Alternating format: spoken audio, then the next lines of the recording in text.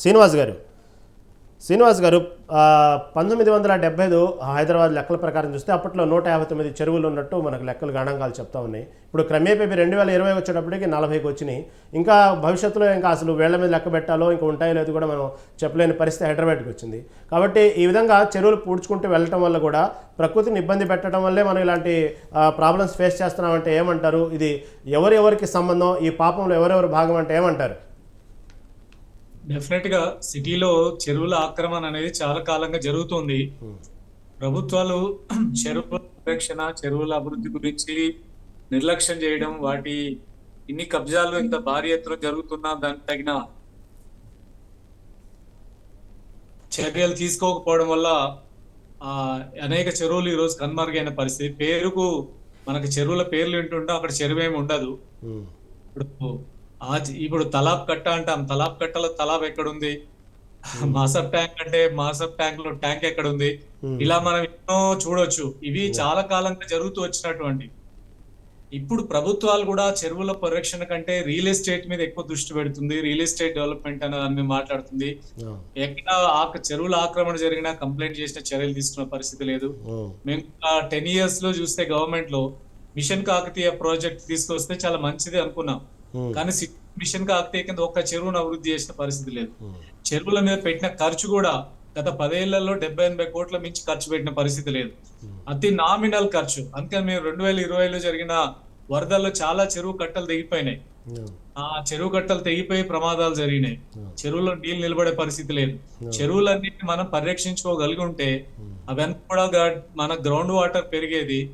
వచ్చిన వరదంతా అక్కడ మనం స్టోర్ చేసుకునే పరిస్థితి ఉండేది.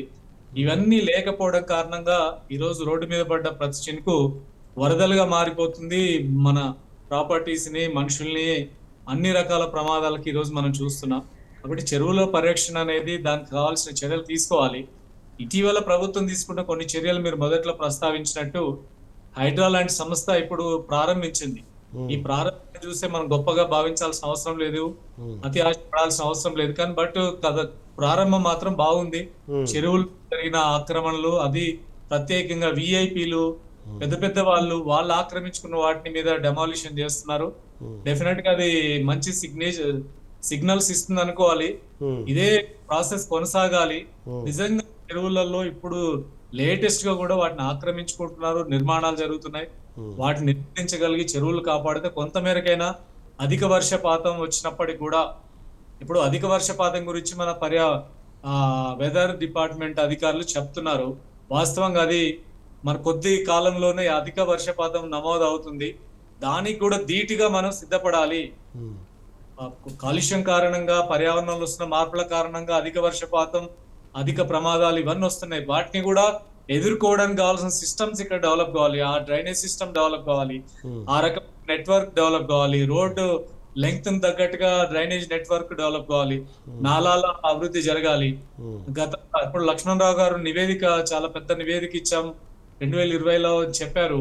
మరి ఆ నివేదికని ఎందుకు ప్రభుత్వం దాన్ని పరిగణలో తీసుకోలేదు? ఇందులో ఉన్న ముఖ్యమైన అంశాలని అమలు చేయడం కోసం ఎందుకు ప్రయత్నం చేయలేదు? మరి ఆ నివేదిక కాకుండా ఇప్పుడు SNDP అనే ప్రాజెక్టుని ఏ నివేదిక బేసిస్ మీద దాన్ని ముందుకు తీసుకొచ్చారు? దానికోసం ఇప్పుడు 600-700 కోట్లు ఖర్చు పెట్టారు. లక్ష్మణరావు గారు ఇచ్చిన నివేదిక ఎందుకు, లక్ష్మణరావు గారు చెప్తే బాగుంటుంది. ఆ నివేదికలు ఉన్న అంశాలు ప్రభుత్వం ఎందుకు పరిగణలో తీసుకోలేదు, ఎందుకు అమలు చేయలేదు?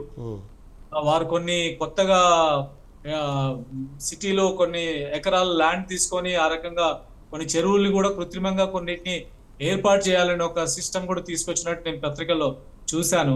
కానీ మరి అవి అట్లాంటి వాల్యుబుల్ సొల్యూషన్స్ ఉన్నప్పుడు ఎందుకు ప్రభుత్వం తీసుకోలేదు? ఈ ప్రభుత్వం అయినా అందులో ఉన్న మంచి రిపోర్ట్ లో ఉన్న అంశాల్లో మనకు ప్రాక్టికల్ గా ఇంప్లిమెంట్ చేయగలిగే అంశాలు ఉన్నప్పుడు వాటిని తీసుకోవాల్సిన అవసరం ఉంది. ఎందుకంటే కాలంలో అనేక రిపోర్ట్స్ వచ్చాయి. మన కిర్లో రిపోర్ట్ 2000 సంవత్సరంలో హైదరాబాద్ ఫ్లడ్స్ వచ్చినప్పుడు కిర్లోస్కర్ వాళ్ళు ఒక రిపోర్ట్ ఇచ్చారు. దాని తర్వాత వాయనెంట్ కన్సల్టెంట్స్ వాళ్ళు ఒక రిపోర్ట్ ఇచ్చారు. కృష్ణారావు గారు చెప్పినట్టు JNTU తరఫున కూడా కొన్ని రిపోర్ట్స్ వచ్చినాయి. ఈ రిపోర్ట్స్ బేస్ చేసుకొని ప్రభుత్వం నిర్దిష్టంగా తీసుకుంటున్న చర్యలు ఎప్పటికప్పుడు వాటి మీద జరిగి ఉంటే బాగుండేది. కానీ దానికి తగిన నిధులు ఇవ్వలేదు. నిధులు ఇవ్వకపోవడం కారణంగా అనుకున్న ప్లాన్స్ కూడా అమలు జరగకుండా పోతున్నాయి. తగినంత నిధులు హైదరాబాద్ సిటీకి, ఇంత పెద్ద మహానగరానికి, ఇక్కడున్న నెట్వర్క్, మనం హైదరాబాద్ ని వరల్డ్ లో ఒక పెద్ద ఇమేజ్ క్రియేట్ చేయాలనుకుంటున్నాం. పెద్ద ఇమేజ్ క్రియేషన్ అనేది ఒక్క వరద వస్తే మొత్తం ఇమేజ్ దెబ్బతినిపోతుంది. అవును. హైదరాబాద్ టోలీ చౌకీలో నిన్న అంత పెద్ద ఫ్లైఓవర్ కింద మొత్తం భారీగా వరద, కార్లు కొట్టుకుపోయినాయి, టూ వీలర్లు కొట్టుకుపోయినాయి. ఆ రోడ్ అంతా కూడా కంప్లీట్ గా జామ్ అయిపోయిన పరిస్థితి గంటల తరబడి. ఇది ఒక్క ప్రాంతమే కాదు, సిటీలో అనేక ప్రాంతాల్లో నిన్న గంటల తరబడి రోడ్డు మీదకి వెళ్ళిన వాళ్ళందరూ కూడా ఇబ్బందులు పడ్డ పరిస్థితి. మరి మన ఇమేజ్ దెబ్బతినట్లేదా? హైదరాబాద్ ఇమేజ్ పెంచాలనుకుంటున్నాం, బ్రాండ్ ఇమేజ్ పెరగాలంటాం, కానీ ఇలాంటి నెట్వర్క్ లేకపోవడం కారణంగా, మౌలిక వసతులు లేకపోవడం కారణంగా జరుగుతున్న నష్టం ఎంతో కూడా గమనించాలి. ఇది ఒక హైదరాబాద్కే కాదు, ఢిల్లీలో మొన్న పార్లమెంటరీ రోడ్డు కూడా మొత్తం కూడా ఢిల్లీలో భారీ ఎత్తున జరిగిన పరిస్థితి కూడా మనం చూస్తున్నాం.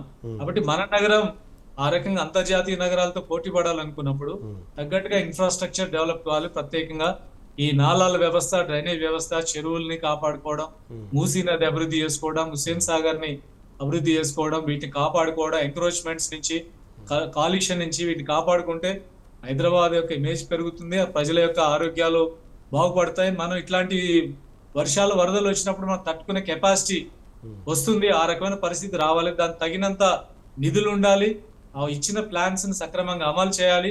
ఆ రకంగా ఇమీడియట్ గా ఇప్పటికి ఈ ప్రభుత్వం 7 నెలల కాలంలో కొంత ఆ రకమైన ప్రయత్నం చేసింది. నో డౌట్ స్టాగ్నేషన్ పాయింట్స్ లో ఏం చేస్తే బాగుంటుందని నిర్దిష్టంగా కొన్ని ప్రయత్నాలు చేశారు. ఎక్కడెక్కడ డ్రైనేజ్ వర్క్స్ ని కంప్లీట్ చేయాలో వాటి చేశారు. అట్లాగే మ్యాన్ హోల్స్ లో పడి చనిపోతున్న సంఘటన మనం చాలా చూసాం. ఎక్కడ డీప్ మ్యాన్ హోల్ ఉంది, ఎక్కడ లైటర్ ఉందో అట్లాంటి వాటిని ఐడెంటిఫై చేసే ప్రయత్నాలు కొన్ని జరిగినాయి.